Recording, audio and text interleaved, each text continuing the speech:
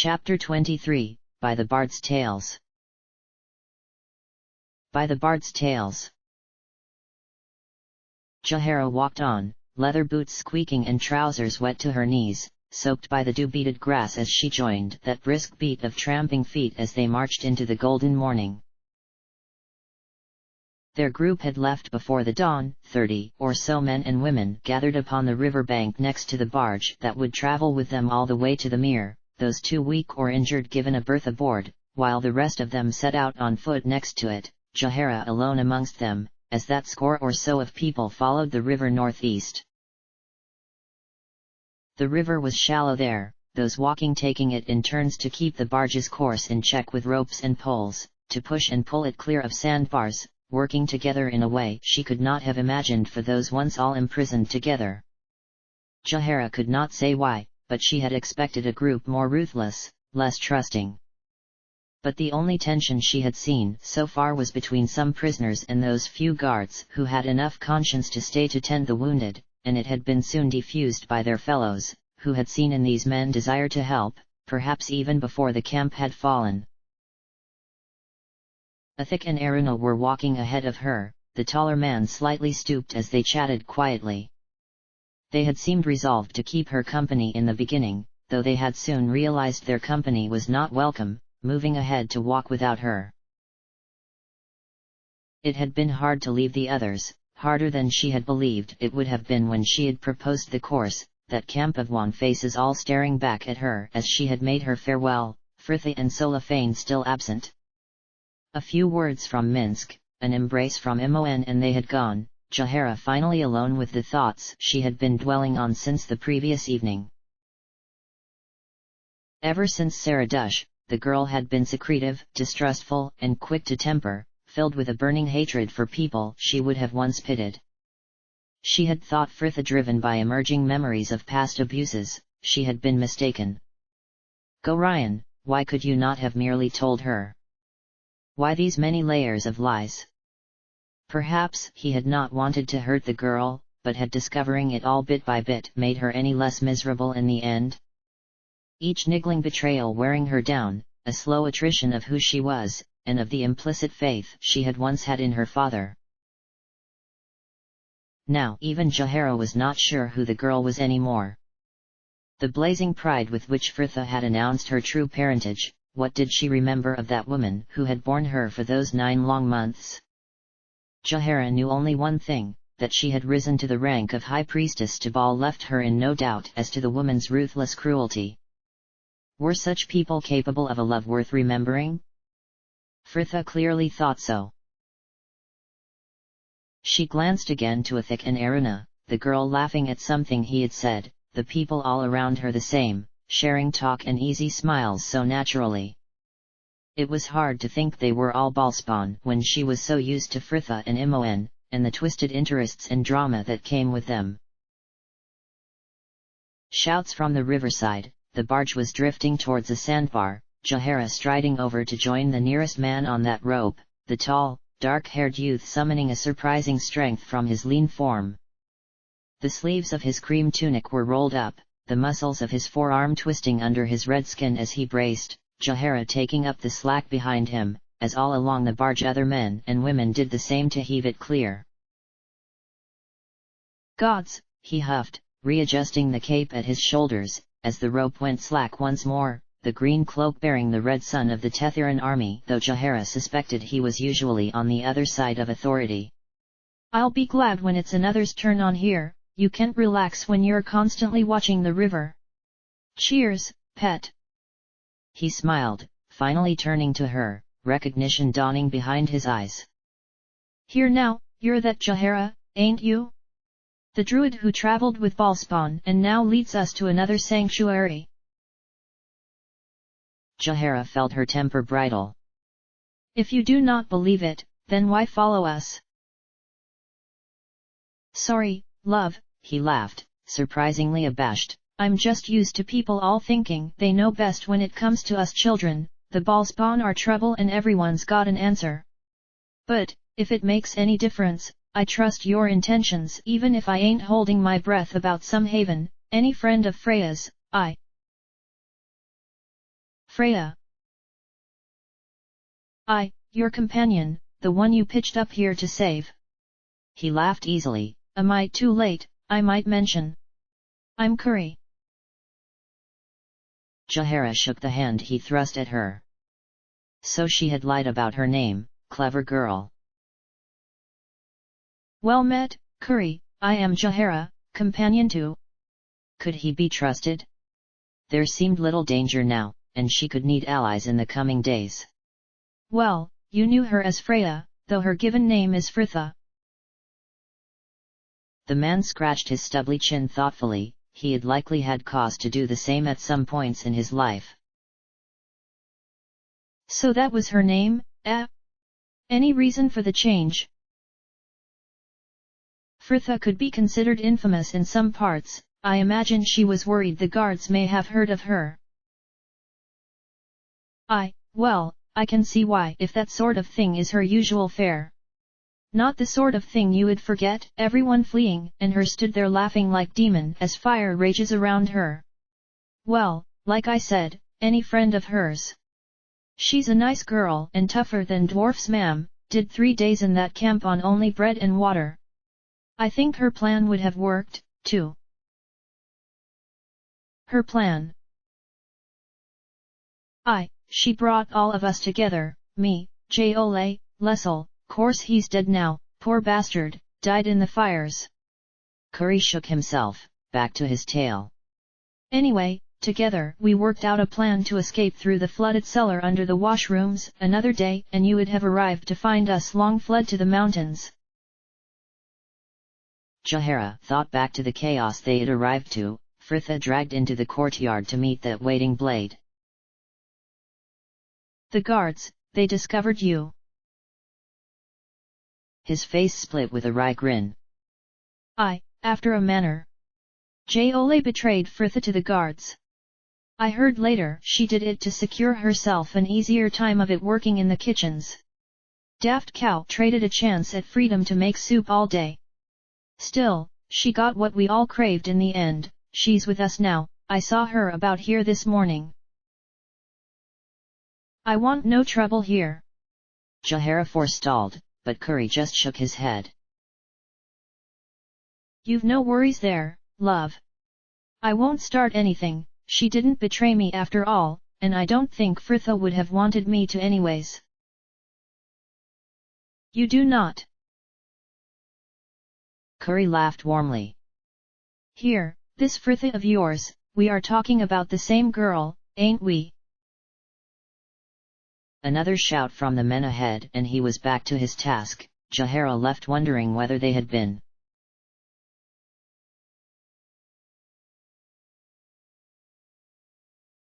The group had broken camp shortly after Fritha had returned to them. The chorus of protests silenced as she had assured them she would take her breakfast as they walked, and she had more than fulfilled her promise so far. Fritha took another bite of the sour apple Solafane had gifted her and chewed unenthusiastically. Her hunger had been sated at breakfast, though she knew that would do little to regain the weight her imprisonment had stolen, and she had been eating since the dawn, the break for lunch merely giving her a chance to sit down as she continued her gorging, and she had not stopped yet. They had set out west that morning, their progress much hastened once they had reached the road for which Valigar had been heading, her map showing a highway northwest lined with villages they would need were they to replenish their dwindling supplies, Minsk at their head and the others in a scattered formation behind him, a Nomen at her side as they brought up the rear together. Fritha cast her gaze across the flat plains where sheep and cattle roamed free under a clear blue sky, the occasional blot of color marking a lone shepherd, all shimmering in that haze of heat. This road would take them the 5 days' journey west to the large town of Indravayat, where the trade roads south to the Kalim Desert would lead them almost straight to Amkathran. Fritha fought back a grimace, swallowing the last mouthful of apple and throwing the core into the grass beside them, a Nomen already moving to his bag. Would you like another? Not really, she sighed, reaching for her flask, the lingering tartness on her palate leaving her thirsty. I feel a bit sick to be honest. I'm not sure that last one was quite ripe, but it has to be done. I don't like being able to count my ribs without breathing in. I have a few dried figs I saved from Marmont, if you would like them. A gurgle of approval from her acid-steeped stomach. In truth, she would love them. Dried figs were one of her favorites and they both knew it. Anomen was smiling down at her, almost hopefully, and Fritha made a fuss of returning the flask to her bag, her frown hidden. That morning could have been a lifetime ago, and though not her fault, she hadn't exactly been discouraging afterwards. The feel of his hands, their mouths pressed together, burned onto her memory. Fritha pulled her mind away, her already churning stomach suddenly invaded by a tremble of butterflies, only for them to be instantly wiped out in a flash of hot, bitter resentment that she never seemed to have the chance to enjoy anything. Her talk with Saravik had decided more than just her fate, it had decided theirs, too. Ah, no, thank you, Anomen. The man nodded, eyes back on the path before them. Perhaps he realized it was not just his offer of figs that was being refused, the silence they usually walked in returning once again. Fritha let her attention drift, following a flock of starlings as they dipped overhead and wheeled past the sinking sun, the breeze not quite cool enough to temper its heat, and she was glad she had exchanged boots for sandals that morning. Well, mostly, she considered, as another stone managed to find its way under her foot. Anomen glanced back at her staggered hop. Just a stone, she smiled, shaking it loose, her eyes back on the cloudless sky. I can hardly believe it will be flame rule soon. Was I away from you all for nearly a 10-day? Yes, and it was the longest of my life, followed closely by the occasion I injured my back in a fall from my horse and was bedbound in the infirmary at the same time Simon was completing his field support training. He used me to practice his bandaging for the entire 10-day. Fritha laughed. Ah, dear Simon, I could have done with him back at the camp. My first day and, of course, I managed to get into a fight. Afterwards, Enric takes me aside, cleans my face with alcohol, asks if I've any teeth loose and sends me on my way. Anomen's throat bobbed, eyes fixed determinedly on the silvery horizon. Fritha, did they hurt you? She sighed inwardly. It must have been so difficult for them all, just left to wonder the worst. Even with the hard labor and starvation, she really had had the better task in this. No, Anomen, not in the way you are thinking. I got off rather lightly. After the fight, no one even laid a hand upon me until that last afternoon. Broad shoulders sagged in their relief, Anomen looking at her again as he pressed. And you feel better in yourself? After this morning? I'm fine, Anomen, she assured, forestalling any mention of that morning and events that were best forgotten. He nodded, smiling once more, his concern bringing a heat to her face, and she turned away in case he noticed, eyes falling on the pair just ahead of them, Valigar and Imoen walking side by side. They were out of the mere now, and gone were the excuses to take her hand at some stream, or uneven twist of roots. Valigar seemingly given up on trying to convince her friend he needed to be ready in case of danger, the morning's entwined hands now an arm across her shoulders. It was insidious how Imoen crept into one's affections. Fritha wondered if even Valigar had noticed yet. I see those two are getting on well. Anomen sighed affectedly. Indeed, though pity me having to share a tent with the man, the restless nights listening to the scratch of his quill, the endless recitation of poems I know he'll never read to the lady. You know, there are very few rhymes for Imoen. Violin, acronym, rolling pin. Fritha's burst of laughter made them all start. The group turned back to find her choking into her sleeve, Imoen's eyes narrowed by a suspicious smile. What are you two laughing about? Nothing, hiccuped Fritha. Ah, Anomen was telling me a story about a wyvern. A wyvern? Repeated Brianna. Ah, yes, Anomen faltered. I was just telling Fritha the tale of when I Single-handedly killed a wyvern in the forests just north of Riathaven. Well, I say wyvern," he continued, something of his old swagger creeping in, "though, in truth, it was actually closer to a dragon." Frithis snorted, Minsk's bellowing laugh causing nearby sheep to look up in alarm. What a mighty foe! Who begs that you share the tale?" "Of course," blustered a Nomen, "it is quite an interesting story actually. I was on my way to Dar Omar for a meeting with Queen Zernda. Her Majesty was greatly troubled by a group of ancient jinn who had recently emerged in the Kalim Desert." "How terrible!" gasped Imoen. "Indeed, my lady, but do not be afeared, they were routed in the end." Solifane was smiling wryly. "You draw ahead of yourself, friend. What of the dragon?" Yes, the dragon. I feigned defeat and cut its gullet as it made to swallow me. An easy kill for one of my skill, though I likely should not boast." "A good tale," boomed Minsk to that background of laughter, Brianna the only one among them who did not seem diverted, the woman watching Inomen with a strange look. "Here, Imoen," beckoned Fritha as they set out once more, "come and walk with me for a bit." Her friend obliged her, Inomen falling into step with Brianna as she had hoped, though not a word passed between them. At her own side, Imoen was more than making up for it. Only a 10-day from Amkathran, we'll get rid of this 5 and then we're free." Fritha smiled. "I don't imagine it will be quite that easy." "No," Imoen admitted reluctantly, "but we're getting there. We saved the children in Saradush, and now those that survived the camp will be kept safe at Jahara's old grove. Bal's plan is really going to be stopped, isn't it?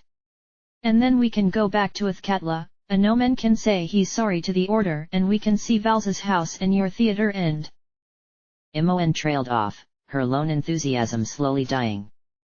"I know we aren't there yet, Fritha, but you need to have something to look forward to, don't you?" Fritha swallowed dryly, despite the fact she had eaten enough for 3 men so far that day, she felt suddenly very empty. "Yes, you do.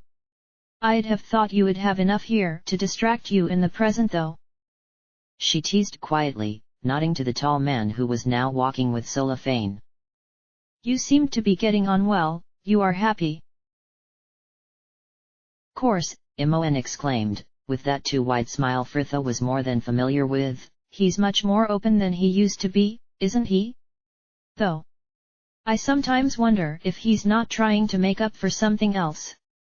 I know he doesn't like the magic, I try to tell him not to worry, but—" Her voice faded, a kick sending a loose stone hurtling into the grass verge. "He just thinks I'm an idiot to ignore the dangers. Perhaps I am, I never would have put up with this rubbish from any other bloke. I just—" Imoen caught her with those fierce green eyes. "It feels so different this time, Fritha, he's just near me and it feels like everything will be all right. I think I love him." "Well then, take heart, you can't work to keep a love until you've first found it." Imoen was smiling again, warm and wholly genuine. "Yeah, I suppose you're right. So, tell me about this wyvern, then."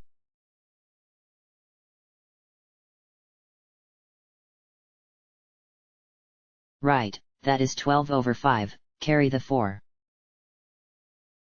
The quill scratched along the rough parchment, the small journal she carried to record names and notes, now used for another purpose. The woman hunched and trying to work through the supplies, and gold it would take for that group to reach her old home. The group had halted their march with the dusk, the rations that had been salvaged from the camp brought from the barge, and the atmosphere was quietly hopeful as the day closed over that grassy plain. She reached the end of the page and moved up to continue that growing row of calculations in the next column. Cold, meaningless numbers. And coin, another useless invention of men. All should live in nature and she would provide, well, admittedly not for the numbers that swarmed across the lands now. Farming had allowed overpopulation, greater numbers able to survive upon the land and at what cost. Field reaped until barren and men left at the mercy of plagues and droughts. Those who respected the land lived within its boundaries, perhaps that was why the elven races were slowly dwindling. Jahara glanced up, giving her tired eyes a rest from the rows of figures as they danced and merged into strange patterns of their own. As for their supplies, they had enough at least to reach the next village, though Jahara worried whether she could buy enough there for them all, or even if she should. Such activities would draw the eye, as would the small army that accompanied that boat. They could all fit on the barge at a squeeze, though the room they had left for supplies would be limited. Jahara shrugged inwardly. Perhaps they did not have an option, the way would only become more populated as they rejoined the river Aegis, and better that than draw the attention of the locals. It felt strange to be directly responsible for so many people. Harper cells were kept much smaller, for both security and promptness, and there were so many layers to the hierarchy that such burdens were spread. And that was another shadow just waiting for them on the horizon.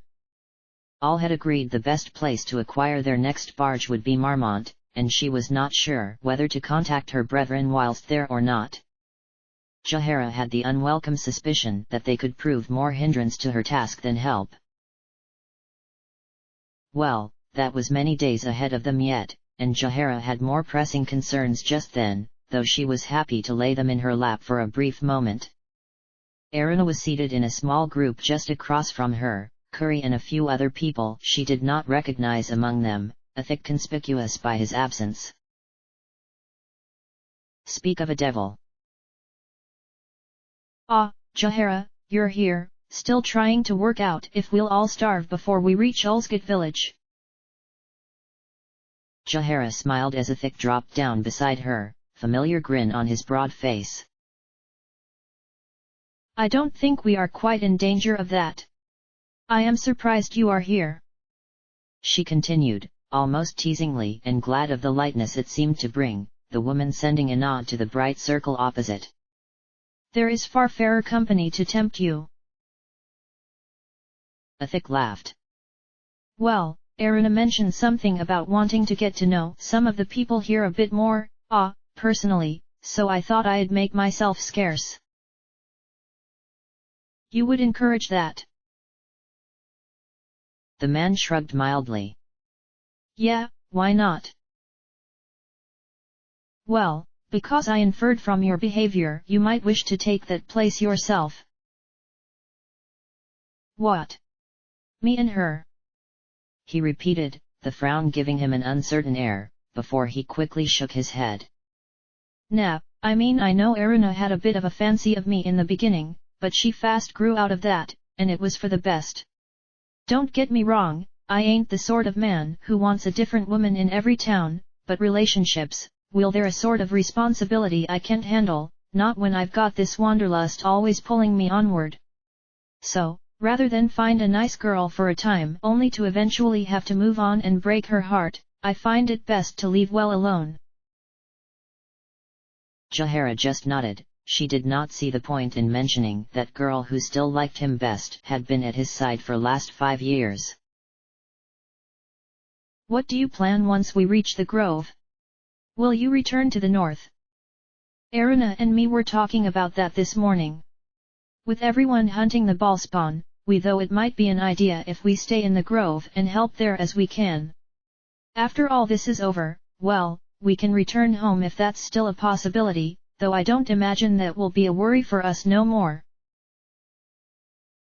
Jahara was surprised. You think Bal will return? Athik laughed grimly. I think he was a god. He must have had a pretty good idea that what he was doing would bring him back, or else why bother? Either that or it was all as Imoen said and we're just all the fruits of a massive jolly. I keep my mouth shut for her sake. He continued, with a nod to the girl opposite, but the more time goes on, the more I'm beginning to think we were all doomed from the start. But what about you, you going to stay at the grove as well once we arrive? I must return to the others, she answered promptly. They will be expecting me in Amkathran. Athik nodded, a burst of laughter drawing his attention back to Aruna, and Jahara dropped her eyes to the journal. The truth was, she was not sure what to do for the best anymore. Perhaps she should remain at the grove and guard the children. She sincerely doubted Fritha had need of her. She did not even know the girl now. An ache all through her chest, that sudden rare need to unburden her thoughts, and, for a moment, she wished Minsk was there. The Rashmi had drawn her aside later on in the night, offered to make the journey there with her, but she had refused him. She had always been so prideful, never accepting help even when it was welcome. Khalid had used to say it was her only weakness. Hey, you two, came that high voice, Aruna calling across to them. Evan has a Chalice deck, do you want to play a hand? Why not? Athik called back, the large man already lumbering to his feet. You coming, Jahara? Perhaps later. Don't work too hard. Jahara watched him settle there, ease talk beginning as the cards were dealt and she returned to her journal. Simple, dull numbers could sometimes be a comfort.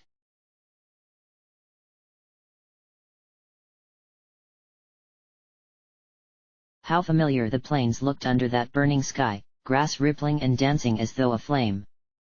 It was never such on snow fields, the ice reflecting the colors in a dazzling mirror. But in the short summer, when the wheat was ripe and swaying in the fields, and Minsk could almost see it in the distance, the sturdy wooden walls of Multan rising from the plains, enclosing the warm mead and friendly talk of the long halls within. Minsk shook his great bald head and went back to oiling his boots, stirring sleepily in his pocket. It did not do to dwell upon such old memories. Men changed even as places remained, and he knew that the Rashomon he returned to would not be the same one he had left. Another hot long day of walking behind them. His skin was dark enough that it did not burn, but he was still glad to see the sunset at the end of each day. The lands there his enemy in a way it had never been before. He knew it was merely the differing climes of that region, but sometimes, when the sun beat down and the warm wind cloyed in his lungs, it felt as though the very land itself was fighting him, and more than ever his mind was drawn back to the crisp chill of the ice fields. Ever since Marmont, the days had been growing hotter, and with it had risen in him a disquiet that even Boo could not explain. He tried to throw himself into the fight as he had always done. There was a great evil to face here, what more could a warrior desire? But it was different now. Before, back in Rashomon, he had been fighting for his homeland. Then, in the hunt for Irenicus, Dinaye's honor and his allies' souls had been the quest. Now he was in a foreign land where their enemies were just men, misguided and driven by their own fears. It left a bitter taste. Across the fire, Imoen and Valigar were talking quietly, their bodies close as they gathered bows and arrows.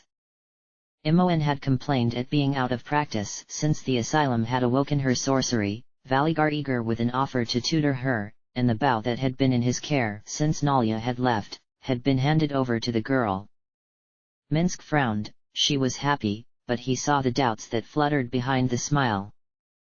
Valigar distrusted witches even with such knowledge that his own great homeland was flourishing under their rule, even as he professed to care for young Imoen. He watched them leave, Valigar's arm about her as they stepped from the circle of firelight. How could a heart love when it was filled with mistrust? Minsk turned away, Brianna and Inomen a little on from him in that half-empty circle, though they were not speaking, the woman busying herself over her well-patched arming jack as the knight watched her, slowly chewing on the last of the hardtack that had served as dinner for them all. Inomen seemed older since their reunion in Saradush. The Rashami approved. Hello, Minsk, came the greeting, and he started back just as Fritha took the place beside him. a warm smile on her bruised face. "You're looking very pensive." Pensive? Condathan with its many words all meaning the same thing, he felt he would never learn them all. Wise Dinaher used to tell him not to worry, that even those born to the tongue did not know it in its entirety, and that he should just ask again in common. But that had been good Dinaher, his only ally in that strange land. She had used to help him practice in the beginning, chanting the odes to him as they had traveled, the familiar melodies sounding so strange in that quick, foreign tongue. How odd to think on that now, after so long. "Minsk?" The girl beside him prompted gently. "I was thinking, young Fritha." "Well, that's clear," she laughed. "but you look quite serious with it, are you all right?" "Yes, I was thinking on Multon, the town where my fang was placed." "What is it like there?" Minsk paused, trying to put that jumble of feelings and memories into words, and then again into that foreign tongue. "It is a great city, a gateway to the outside lands where many come to trade. It was there I first learned of the world outside my homeland. Before the gates, there is a field, where, on feast days, contests are held, and all through the temperate months, traders from many lands gather in a great market." He watched her face light with a gradual recognition. "Ah, I know of it. Fnaris ga arid heptiv, fizek dat na griskja, ronslo yenvis handeliv. As many-hued as the scales of Fnaris, with the countless tongues of Griskja, they barter upon that golden plain." A passage from Hulgreek the Iron, Minsk smiled even as the pang quivered through him. "Ah, young Fritha, what a proud husband you would have made in Rashomon. When I close my eyes here, the scent of those plains could almost be about me." Fritha breathed a knowing sigh. "Ah, it is hard to let go, isn't it? To know a place you once loved so, now thinks ill of you. Perhaps it's the idea that you can't go back that makes the desire to even stronger." "You can return to Candle Keep, young Fritha." The girl shrugged. "And you can return to Rashomon, but we haven't." Minsk stopped. He wished to say they had been needed there, but it was not true. He had not known that then, at Gudnalia's marriage. "We were afraid." "Yes," agreed Fritha quietly, "we didn't want to go back and confirm what we already know, that our old life is over, that we are no longer that person." She snorted a bitter laugh. "Cowards!" "Fritha, you are ready," came that smooth voice above them. The girl nodded, giving his shoulder a hefty pat as she rose to follow the drow out of camp, Solafane carrying her loot case over his shoulder. Minsk threw one last look to the plains and continued with his task, oiled rag worked over the old boots of dark, blood-cured, Rashomon leather. Good, good, Fritha enthused, the simple but sprightly tune warming her in place of the fire they had left, their first lesson going well as she played, and he mimicked the passage she had once learned from Beth so long ago. "Careful there, you're still catching the strings of the lower course." Another few bars, the drow frowning even to the last note, though his expression eased as he laid the lute in his lap once more and looked up to find Fritha beaming. "That was lovely, Solafane, you have a real ear for music, much better than me. Would you like to hear the next part?" He smiled at her praise, hands wrung together as he tried to massage some life back into them. "Perhaps a break, my fingers are growing stiff away from the fire." "Fair enough." And together they lay back, her cloak about them both as they gazed up at the nascent stars, the coral pinks of sunset fading to that dusky blue she had always favored, even if it had made her look, according to Imoen, a bit washed out. It was pleasant to be late, her stomach, still very full from the 2 helpings of dinner she had forced down, seemed to appreciate the extra room to digest it, her hand lazily rubbing the slight curve as they lay. So do you think Illustrae approved of this evening's practice? I think it may take a little more than select pieces from the child's dozen merry scores to impress her, though I would hope the efforts were worthy of her notice nevertheless. Frithla was giggling, his sigh stirring her hair as he continued. I wish my brethren could see this sky as I have, just spend a day under its changing patterns, I warrant half would find my lady's light in but an instant. The Underdark is beautiful in its own ways, different but comparable to the world you have up here, and I believed this even as I sat under the Wildeth's canopy. But out here, under the actual sky. She felt him shake his head in wonder. Nothing can compare to it. The way it is always changing, the extremes of light and shadow, the play of clouds, the colors that make but one day's palette, it feels like so much more. Frithla smiled, a strange well of melancholy building just under her ribs. I was the same back in Candlekeep, only with the sea. I imagined it had moods, thought of its own shown in the emotions of its surface, just like a person. I would climb the western towers on fine days, when the air was still and not a ripple marred that vast blue mirror. Or stand upon the ramparts when the weather was wilder and watch the storms rage and whip the waves into a tempest. Beth despaired of those days, said I always came in soaked through with cheek and mischief. And we have had such fine weather of late, what is your excuse? Frithla laughed, heaving herself up to settle her lute back in its case, fingers stroked lovingly along the smooth facing. I remember when Herr Dallas gave this to me. We were stood in my theatre, he had been about to leave us for the second time. She glanced to Solafane with a smile as he straightened, too. Ari convinced him to stay. You miss them? Yes and no, friends come and go. There was a time I thought I'd never see any of this lot again, and here they are. Indeed, even those you truly believed put behind you forever, the drow continued mildly. You and Anomen seem all the closer now for your brief parting. Yes. Frithla agreed, still unsure as to whether such was for the best. We were good friends, even before we became, well, whatever you would call our failed attempt at romance, it is nice to get back to that. I would make peace with everyone before, well, gods. She burst out savagely, that knot of misery suddenly all anger. What a thing to make me do. If I was going to have to die, could it not at least have been at Candlekeep? When all I knew of the world was what I had read in tomes and romance novels, and I still felt the place was worth saving. No, I had to have a good 2 years wandering up and down the Sword Coast finding out what selfing, narrow-minded cattle most people are before I am told I'll have to die to save them. Solafane was looking worried. You have doubts as to your path. Frithla shrugged, slamming shut the case with a directionless frustration. Ah, what does that matter? I'm here, I'm getting on with it, that should be enough. Perhaps enough to take Baal's power, but enough to tame it. Well, I can't make myself happy about it, can I?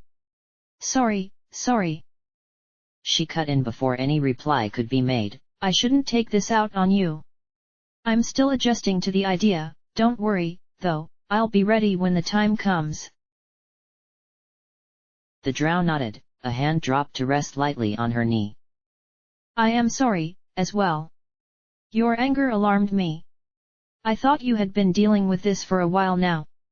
Back at Saradush we spoke of what could be demanded of you, you said you had accepted it. Frithla sighed, she had almost believed it herself at the time. Yes, but how could I really, when there was always that chance, that faint glimmer of hope to distract me? But not now. She pressed, now, I'm just going to have to get on with it. And you're worth saving, Solafane. She added with a smile, an MONN. Anomen. The drow finished for her. Yes, him too. He still loves you. Fritha just laughed. Of course he does. If he hasn't given up on me by now, after all the nonsense I've pulled, then he's never going to. What will you do? Do? Nothing. What would be the point? Come on. Fritha sighed, more than tired of such pointless questions. Let's get back to the fire.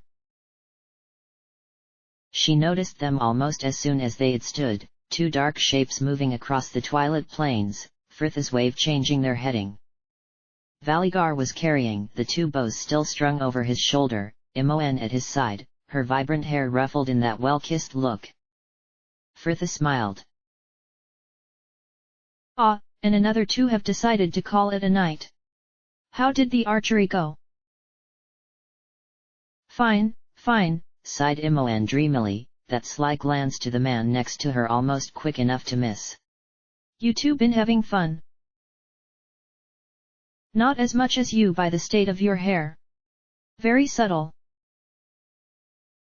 Imoen giggled, making attempts to flatten it as, next to her, Valigar looked like he wanted to die. So, how did the practice go? Fritha continued, ushering them past this discomfort as they set out once more. I assume you managed to get some done. It went all right. It's strange how it suddenly all comes back to you, though that Bauminsk lent me is a bit heavy.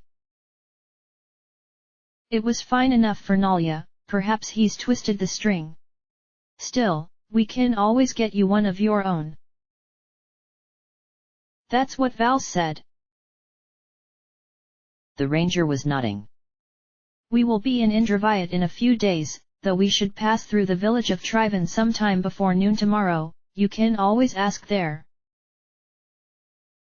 Yeah, agreed Imoen, cause we'll definitely be buying some things considering the way you've been eating, Fritha. At least I have an excuse, you've always gobbled every meal like a field hand. Imoen laughed delightedly, pace quickened. Come on, I fancy a bit of that leftover stew for supper, you want some too, Fritha? Gods, no.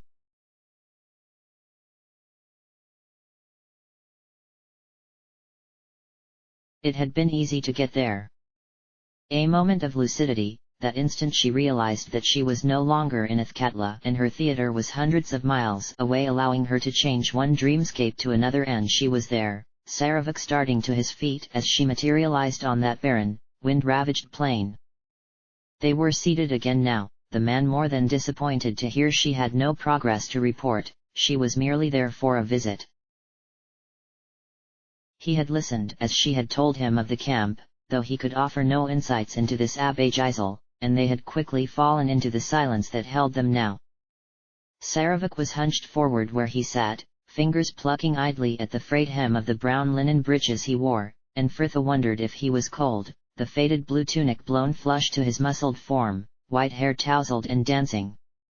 The vigorous youth she had once battled was now little more than a shadow, the ghost of a man who had seen too much, just as he deserved.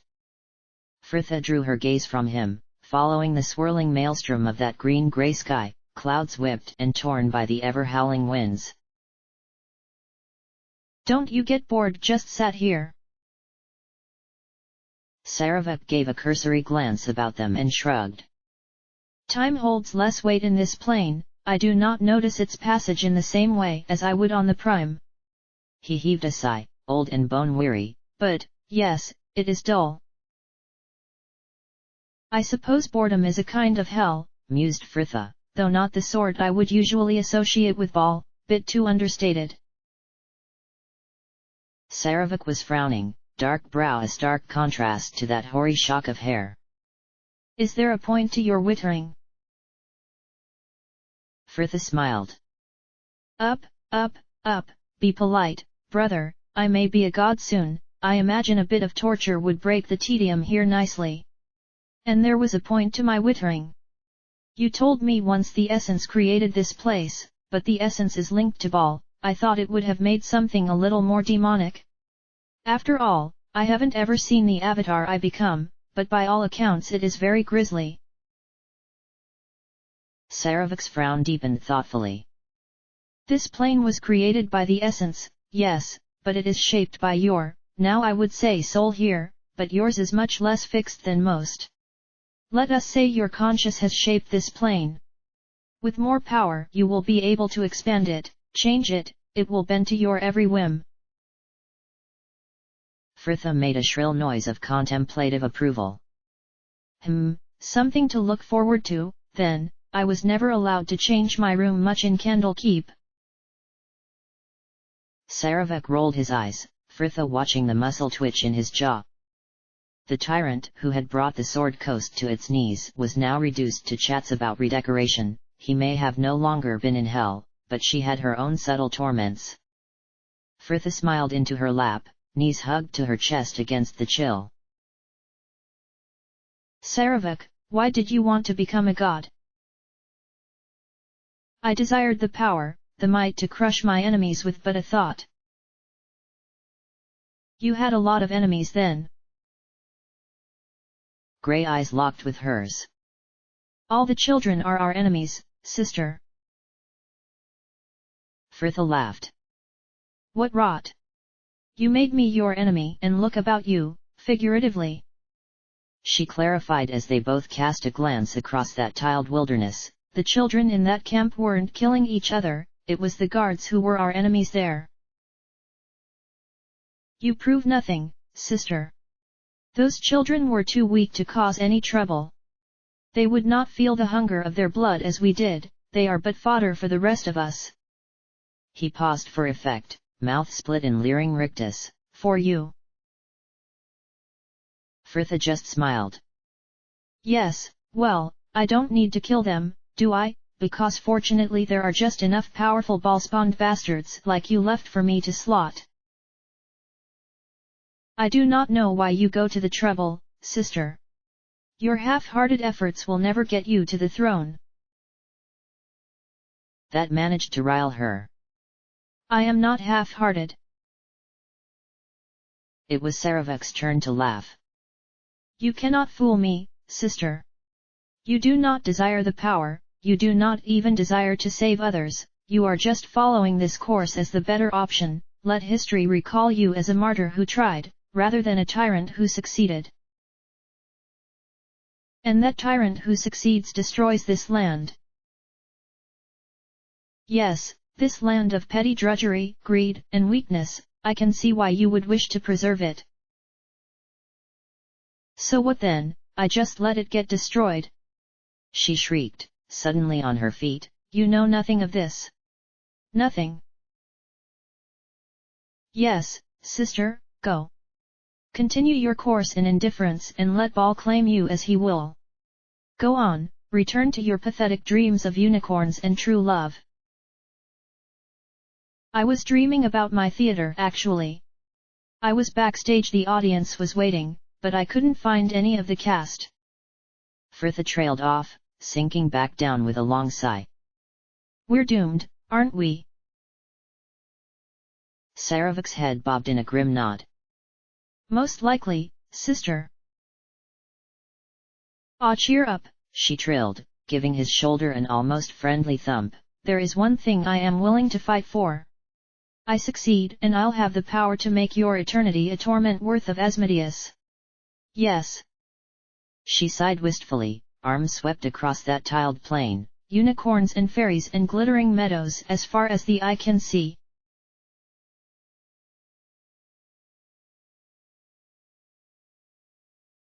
Indravayat was a large town in the center of the southern Aegis Plains, the outlying farms slowly clustering to hamlets and small villages. Before the stone walls rose up to encircle the cobbled streets and squares within, many of the tall, terracotta-roofed buildings painted white to reflect the heat, the vast Kalim Desert but a few days to the south. They arrived with the fourth bells 5 days after they had set out, their company approaching in 3 groups at Valigar's suggestion. They were a distinctive party, even with Solafane bundled in cloak and hat, and almost dying in the lingering heat. and all had agreed it would be best if they were not seen as a whole. Anomen and Solafane following the two girls through the winding avenues at a distance, Minsk, Brianna and Valigar, still a street or so behind them. The gate guards had recommended a tavern just off the market square in the east of the town that was popular with travelers and merchants, Imoen in the lead as they walked, the girl enjoying the new sights about her while she could, an arm linked with Fritha's and pulling the girl along with her, pointing out shops, stalls and temples and talking 15 to the dozen about it all. "This is the place," chirruped Imoen to the whitewashed building they had, at last, halted before. Green shutters opened to tempt the breeze and allowing the low murmur of voices to drift into the street. "The Cooperage." The guards had been honest enough in their assessment, the common room plain and clean with whitewashed walls and a heavy wooden counter along the left-hand side. It was clearly popular enough, tables packed in upon the dark red tiles, though they were mostly empty then, occupied only by a handful of merchants and a small group of youths in nearest corner, men of title by their manner and martial too, not one without a sword and the skill to use it. "I'll see about our rooms," murmured Fritha, already moving towards the counter where a young maid was setting out trays of empty cups in anticipation of the day's end. "I will wait here for the others and have some food sent up," Anomen volunteered, Imoen giving his arm a friendly slap of acknowledgement, she and Solafane following Fritha to the stairs, the maid nodding politely to him as she passed. "I'll show your friends the rooms, sir. Adred will just be a moment, we've had a cask burst and he's down there rushing to fix it before those traitors come stampeding through here. This way, my lady." And off they trooped leaving Anomen at the counter, though it was but a moment later when the last of their company arrived, a nod to stairs enough to send them after the girls. Fritha would likely be awaiting them on the landing with keys, perhaps he could find a chance to speak with her later. She had been in a strange humor since they had left the camp, merry and melancholy by turns, though he had little chance to question her on it. Anomen had thought their kiss, though unplanned, had finally closed that gap between them, but if anything she seemed to be drifting further away, the last few days finding her always busy with Imoen or Solafane with a deliberate regularity. The shriek of chairs behind him, the group of young nobles heading for the stairs, a dark-skinned youth of his own age breaking away from them, his black hair cut short and sideburns grown in at the corners of his mouth, though he remained otherwise clean-shaven, the man nodding politely as he joined him at the counter. "Hail, friend, what is the delay?" "One of the casks has burst in the cellar," explained Anomen. "It seems the barkeep is worried he will have a riot on his hands come sundown if he does not get it changed now." "Ah, truly, I was hoping to have some food sent up." The man sighed, frown lingering on the open cellar hatchway before the smile was back on Anomen. "Ah, well, they tell me patience is a virtue." "Well met, friend, I am her sad."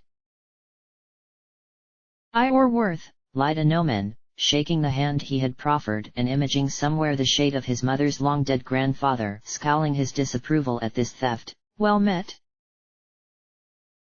Hersad was still smiling, happily oblivious. "Forgive my curiosity, friend, but you travel with an odd company, you do not seem as the usual mercenaries who stay here on their travels with the caravans." "You are correct. I met my current companions on the boat from I am a warrior cleric to Helm, most recently of the temple in Athkatla." The smile broadened. "Ah, I thought as much as soon as I laid eyes upon you. Then we are well met indeed, brother. I myself serve the Order of the Silver Chalice in his name." Anomen just checked the wince. "The Silver Chalice is here." "It is so, friend. 1/3 of the 5th Battalion is in Indravayat, though we almost were not. The guards were reluctant to allow us entrance in such numbers. The town council seemed to believe that any force here, even one as noble as our own, will just stir up the populace, that if the citizens see outside forces here, they may begin to panic that they are the next target." The council saw reason in the end though. We 3 captains all agreed to keep the men to their respective inns and our presence on the streets to a minimum. So. Persad sighed, visibly brightening with this change of topic. What has brought you so far from your home, brother? Anomen faltered, half his mind elsewhere as he plucked from memory his last recollection of her map, and a tale to go with it. I am heading to Atla for my sister's wedding. Ah, a wedding, Persad cried. It is easy to forget that even in such grim times, these movements of happiness may be snatched. Anomen nodded vaguely, still confused as he pressed. I am sorry, but you spoke of tensions here in the town, from what source do they stem? You have not heard? Goodness, you must be the only one for leagues who has not. The news reached the Chalice compound in Furail 4 days ago. Apparently, a local caravan picked up a few Tetheran soldiers who were in a dreadful state. They told them of the camp they had been set to guard, a place where the children were to be detained until this trouble has passed. But it seemed that trouble found them, and now the land is awash with fresh concerns that a new Baalspawn warlord has emerged, just as the one who besieged Saradush barely a month past. Our battalion was in the area and was immediately split and sent to hold positions in the outlying towns, such as we may be ready to move wherever this Baalspawn strikes next. Anomen swallowed, his throat tight. Do they know who it is? Persad shook his head. If any know her name, none have dared admit as much, but as the tale goes, she was taken against her will to that camp, and greatly they regretted it. She used her powers to call 3 dragons to her aid. The few soldiers who survived said she stood there laughing as the beasts rained fire down upon them. Anomen blinked. She has command of dragons. I was as concerned as you, brother. As the bards would have it, she stands about 6 foot tall with eyes as black as Bane's heart and hair flaming about her like the fires of Gehenna. And the group she leads is just as fearsome, all drow and berserkers from the barbaric north, but as with all tales, I imagine that has grown some with the telling. She travels with others. Indeed, though what she could have promised to make them follow her in such evils. Accounts vary, but they are supposed to have Knight of the Radiant Heart in their number. The news caused a bit of stir when it became known. All of the Radiant Heart's troops were supposed to have left Tether after Saradush was liberated. Their order issued a statement proclaiming that all true members did return, and this account speaks of a rogue knight who left their company at that besieged city and has since been expelled. So it had happened. Anomen felt a weight settle in his stomach, his own voice distant and faint in his ears. I wonder what it would take to make a man break his vows so. Persad was nodding gravely. Indeed, brother, I suppose these dark times can corrupt even the stoutest hearts. But perhaps we put too much blame upon him. They say this Baalspawn could seduce a deva to evil. Though for all that, it is these accounts of dragons that truly worry me. If even one were to be sent here, I have no doubt many innocents would die before anything could be done. I suppose we are fortunate that most common folk are treating these tales of dragons with the disdain they would usually deserve. So no one yet believes there is any danger. No, and half things you hear can be ignored, as well, friend. Tales of an army of dragons and dark sorcery, there are even rumors she is invincible as the giant who attacked Saradush was. Thanks be for Imoen, her magic saved many lives that day. Anomen almost wondered if he had heard right. Sorry? Did you say Imoen? You've not heard of her? Rumors were long in surfacing, but it is known now that as the Silver Chalice and Radiant Heart battled without the walls, a northern mage of great power battled within, rallying the people to arms and ending the control of their corrupted general, and when the time was right, she stood upon the battlements and used her powers to dispel Yagashura's fell magics. They call her the Good Baalspawn, if you can believe there is such a thing. if there is any in Tether who can end this horror, then my coin would be on her. A creak of the trapdoor cut off any reply a man could have made, both men turning to see the weathered old barkeep kicking closed the cellar hatchway, the man wiping his hands on his apron as he approached the counter. "Ah, sorry about your wait there, now what can I get for you, good sirs?" A man rattled off his order for wine and ale, requesting that enough of the evening's fish broth be prepared for them, the landlord cheerfully passing the request on to the kitchens as he loaded up a tray with carafes and cups. "Now, will you be needing any help with that, sir?" "No, I will be fine." Hersad caught his eye and smiled. "Well, it was pleasant speaking with you, brother. I would appreciate it if you did not spread rumors of what we discussed too widely. It is better for all if the town remains calm, and allow me to wish every joy to your sister if I do not meet you again before you depart." "Well, it's good we're all friends," laughed Imoen, the girl taking a place before the dresser that had been crammed into the corner, eyes drawn to the mirror above. They had all gathered in what would be the room shared by Anomen and Valigar, the small space only just large enough for the two beds that lined either side, a window's width between them. Minsk was already taking up half of one, while on the other Brianna and Valigar were squeezed, the door creaking as another face appeared around it. "Come on in, Solafane, room for a small one. Cozy, isn't it?"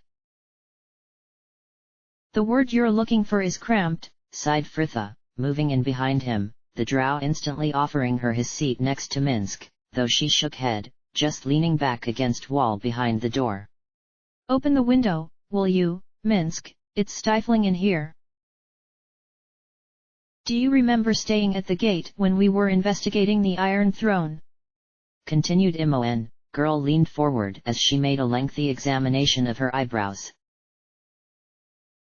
"Yes, who recalls it well, all cramped in that room planning our next attack, while over the city lies of our misdeeds were spread by wicked tongues. We always seem to end up on the wrong side of the law, don't we? Often such men are blind to the greater perils," offered Brianna. Imoen laughed. "Yeah, or they're in the pocket of your enemies, as was the case with us. Course we escaped the city in the end, exposed the plot, saved the day." A disconsolate sigh. "Just once I'd like to go on a real adventure." "Saving the Sword Coast is not exciting enough for you," quipped Valigar dryly. "Just the opposite.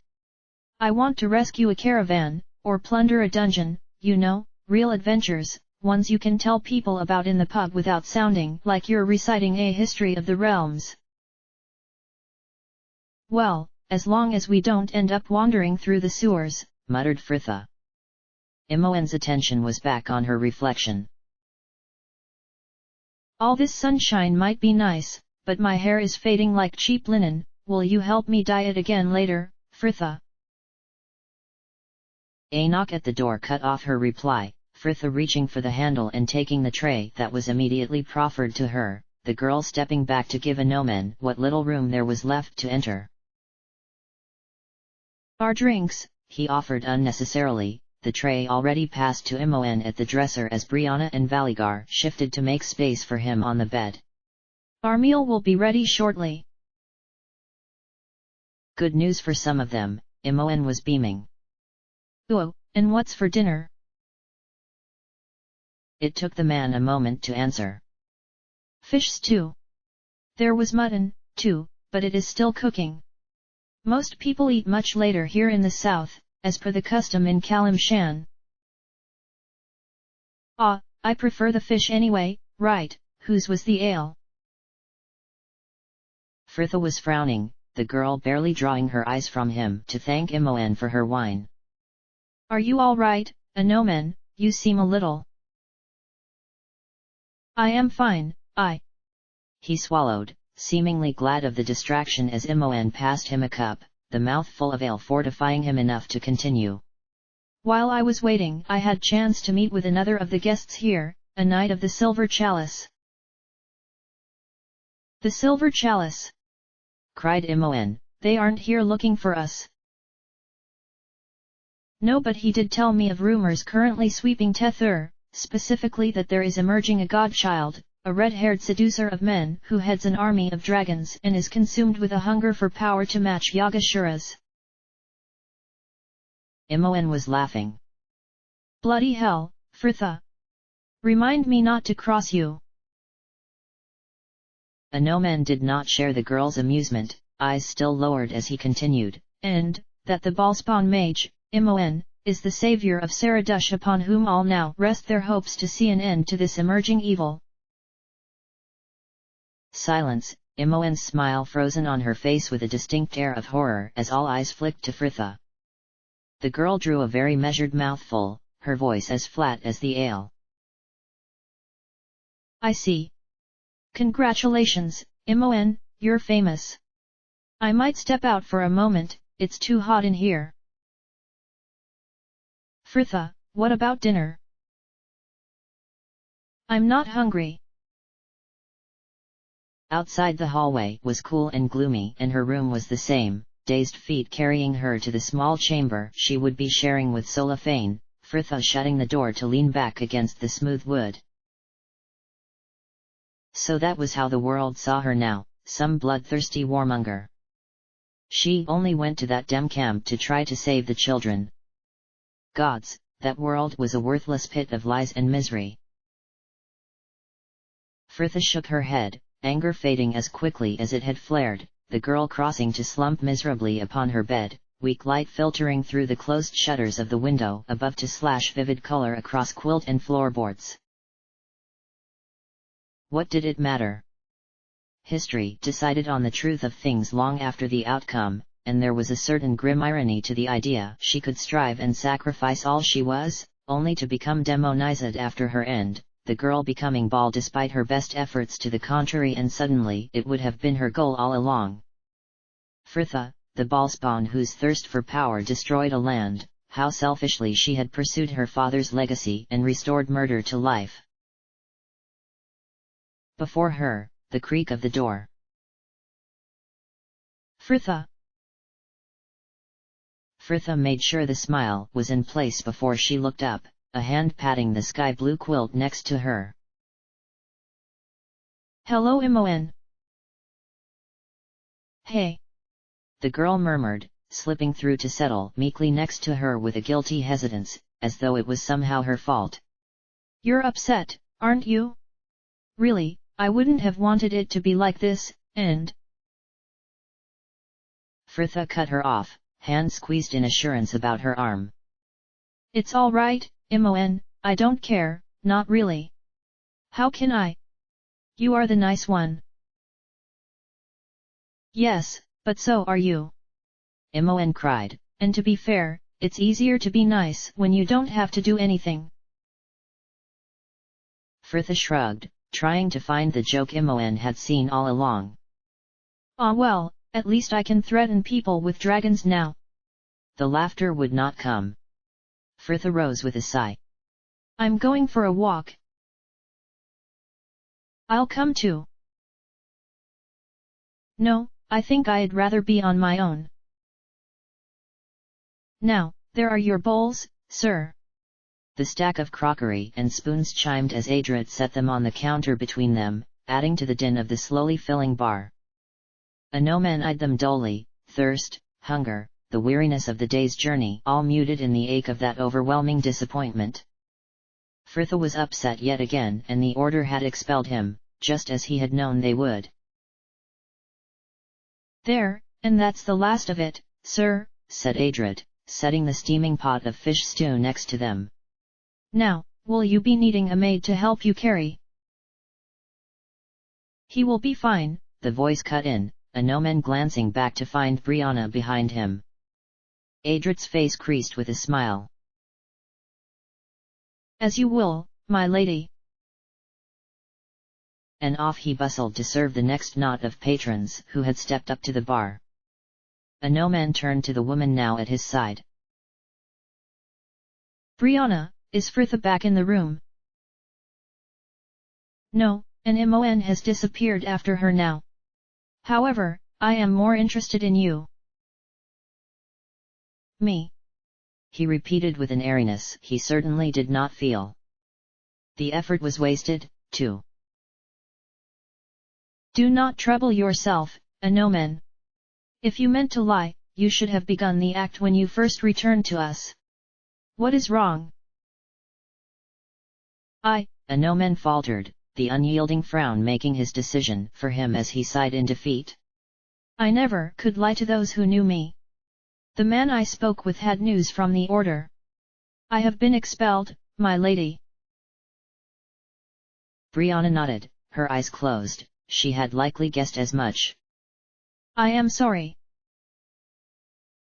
Mon drew a stealing breath. He had known it could be so. There seemed to be little point in lamenting it now, even if it did feel as though he had been drained of all his spirit. Do not be. I understood the risk of disobeying my superiors and I do not regret my actions. Brianna stuttered an odd laugh. Such sacrifice borne so stoically, I would say you did not care if I had not seen your passions elsewhere. The sacrifice is not mine alone, my lady, he reminded quietly. I fear in coming with me, your entrance to the order may no longer be possible. Like I care for that. I would not join them now if Sir Elquist himself begged me on his knees. Mon tried a smile. Then I feel it is safe to assume neither of us will be marching under the order's banners in the future. Brianna did not share the joke. Everything you worked for just taken from you by those narrow-minded fools. My temple would never have treated one of the faithful so. Where is your rage, your just ire? Have you nothing more to say? Mon smiled wanly, her anger on his behalf endearing to see. What can be said? I am here and, for all it has cost me to come, it is worth it. Something about her fury seemed to soften, and he was suddenly very aware of her body but an inch away, the crowds of the bar blurring to a noisy mass as her face closed to his. Brianna, His voice broke the spell, Brianna's dark eyes wide and by no means hiding her dismay as she hastened back. I am sorry, Mon. I should go. Brianna. But she was gone, weaving through the crowds to the doors. Mon turned back to the counter, his eyes catching on a familiar blot of copper stood ahead above her surroundings a couple of steps up the staircase behind him, her young face wearing the ghost of a smile. Mon's stomach plummeted. Fritha. That was none of my business. Good evening, Mon. And she, too, swept past him and out into the dusk.